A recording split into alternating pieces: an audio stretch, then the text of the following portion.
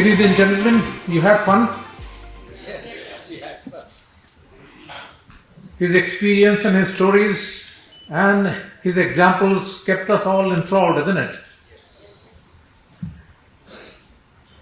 Thank you very much, Dr. Ravichandran. Thank you. I have been asked to speak on Strat to action. What I'm going to do,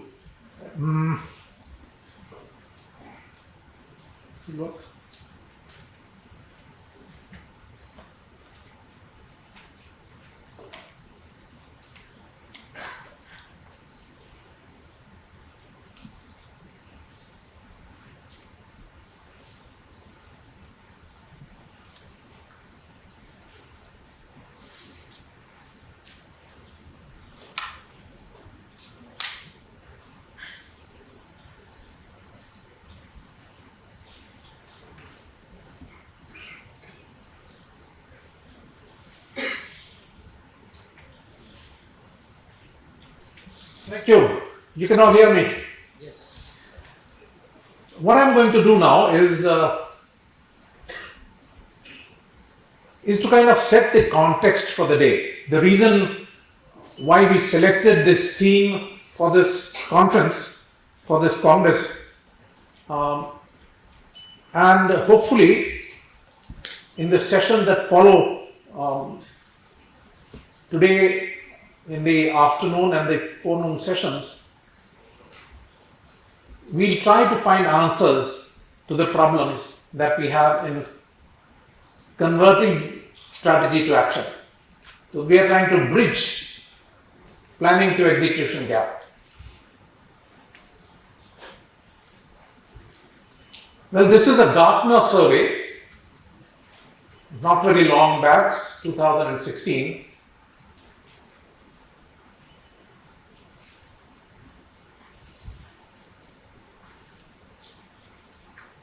There was a survey in which they tried to find out what are the strategic intentions, what are the strategic goals that organizations are trying to achieve. And it seems the data shows that almost 58% of the respondents talked about growth as one of the strategic reasons, one of the strategic goals. And then of course there are number 2 and number 3 and number 4 and number 5, and they keep going on. What does it mean? It kind of indicates that growth for some reason is the top demand from strategies.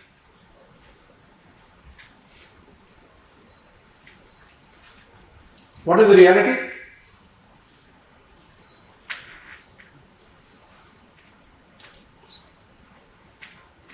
Only 9% of the companies between 65 and 95, 30 years.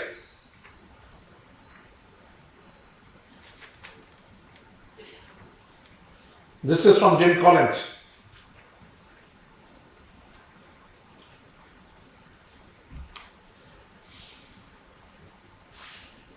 And only about 13% of the organizations achieve sustained and profitable growth over a decade.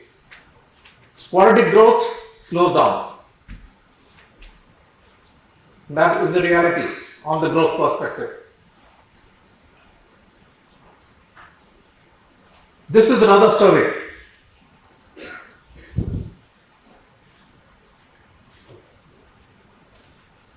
Source, Bain and Company.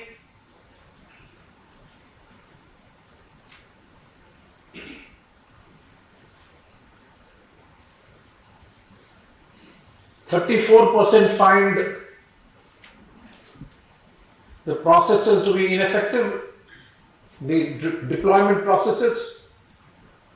Weak formulation is 20%, only 32% succeed in their strategic goals. This is a survey of 291 executives in North America, Western Europe and Asia.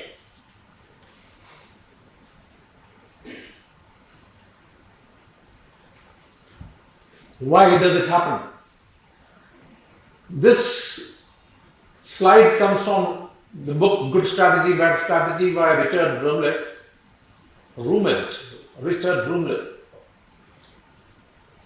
He says, bad strategy abounds.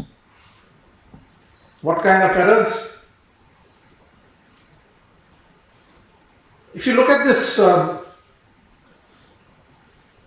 matrix, it says weak strategy, weak execution. That is one kind of error. Strong strategy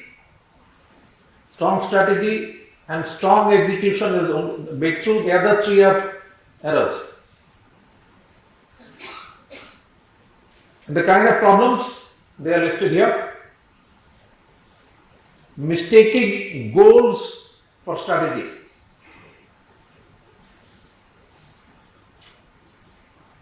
And template style planning. It's also called Excel based planning.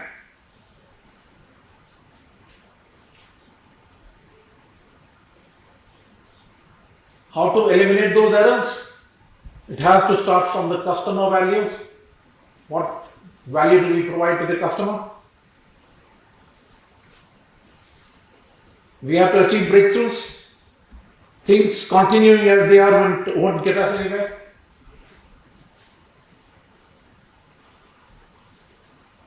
And strategy management is also called Hoshin Kanri. I'm sure many of you are aware. The word Hoshin stands for needle. See, once upon a time when we did not have this lady in our telephones with Google Map to keep telling us direction, turn right, stop. Just about 150 to 100 years back, the only way to find direction was looking up at the sky to look at the North Star, or look at the magnetic compass, and the needle will point towards the north. So Hoshin is the needle, it gives direction. So Hoshin Kanri is strategy planning and deployment. It is the application of PDCA, Plan, Do, Check, Act, in the process of strategy planning and execution. So it has to be deployed. Now, what are the success rates in strategy execution? I have to go to reliable sources, get data, and look at the reality. This is 2020. Many studies have concluded that the vast majority of strategy planning fails, up to 67%. 60 to 90% of strategic plans never fully launch. The cause of derailment vary widely, but execution consistently bears the blame. Well, that can be and perhaps often is a fair diagnosis. It isn't the whole story. This is Harvard Business Review 2022. 56% of strategies are successful as reported by PMI. Many fail at deployment stage and this has a negative impact on bottom lines, and by this is INXS June 22. So all research points to the simple fact that success rates are abysmally low. So what do? We have to first understand the problem. Now, all management consulting organizations worth their salt have conducted surveys. Here are the outcomes. 80% of the respondents said the strategy itself was effective. This is from Forbes. 16% said there is poor match between strategy and the core competence of the organization. 67% Harvard Business Review is poor execution.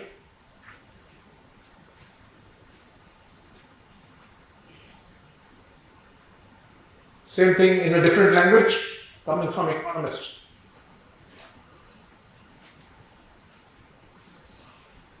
Another 44% say nothing changes until you change the culture of the organization.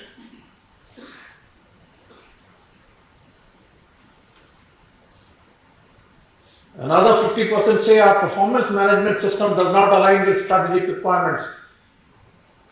People do different things, strategy requires different things.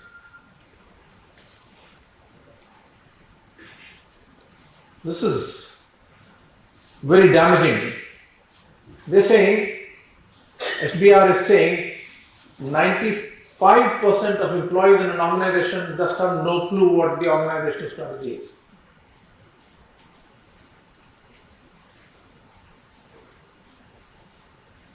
Now this is another interesting statistics. HBR 2017-2013. 71% of employees cannot even recognize their own company's strategy in a multiple choice question.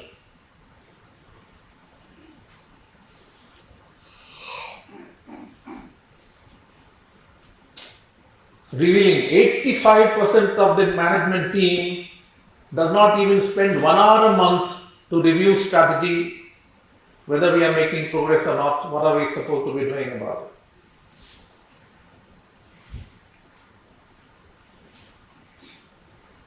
%92% of the organization do not track KPIs.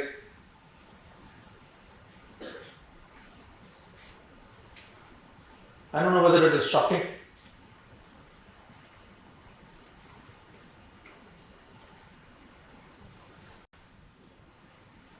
The compensation is not linked to corporate strategy. Our strategy, we might want to improve quality, my compensation depends on something else. I want teamwork, my compensation is dependent on my personal performance management scope.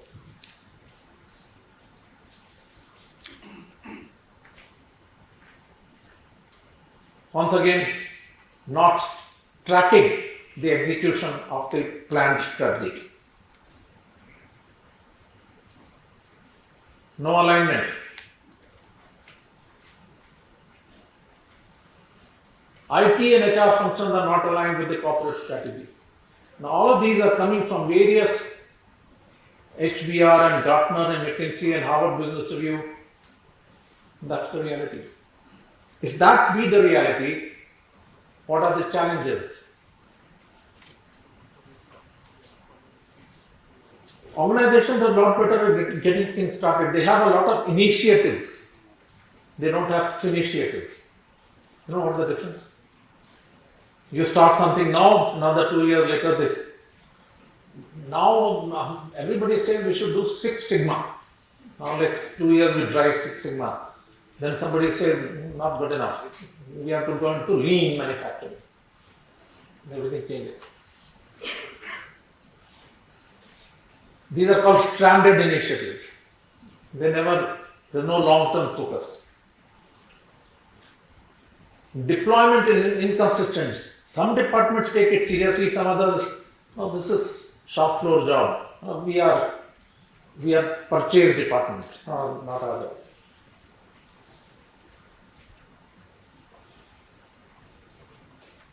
And then some smart consultants like us try to make it as complex as possible.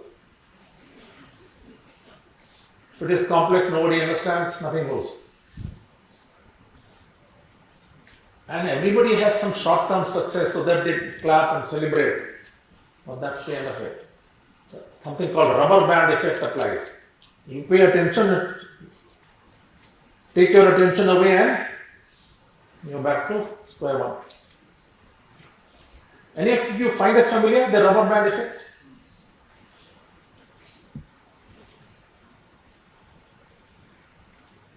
So if you summarize all of this, we try to summarize it in one page. Now, whether it is 90% that fail to execute or 70%, that's debatable. But if they fail to execute strategy, the first barrier to success is the vision barrier. The strategy document is understood only by a few people in the top management who went for the off-site 3-day strategy formulation, then it hides in their computers. or in their files and nobody else is aware of it. The second is the management barrier. We saw this. Management has no mechanism to review, plan, to deploy the strategy, convert it into action plans, to measure performance, and therefore nothing moves. Nobody is driving. Now, some strategic initiatives require investment. And if you forget to budget, nothing will move.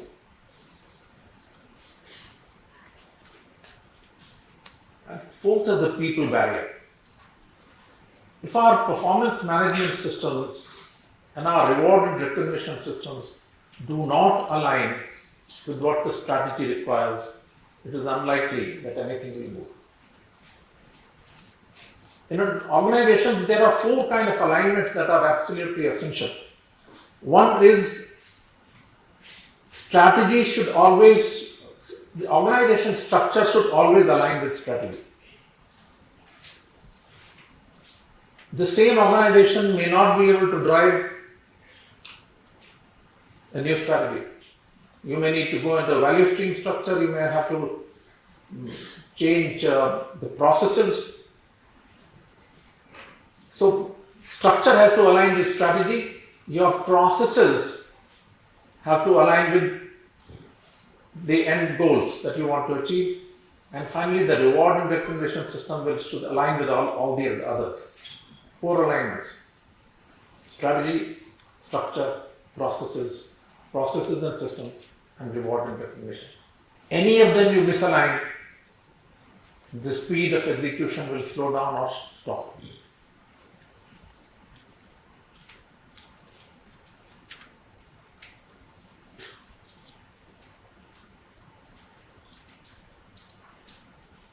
I don't know how many you agree. What is more important?